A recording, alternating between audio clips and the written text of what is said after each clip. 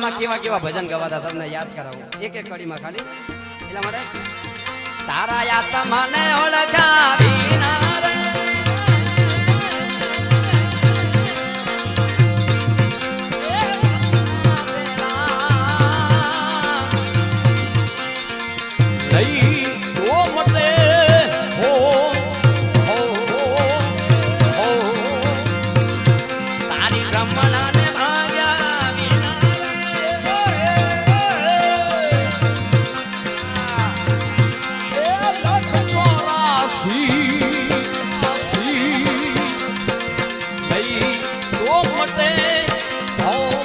Hey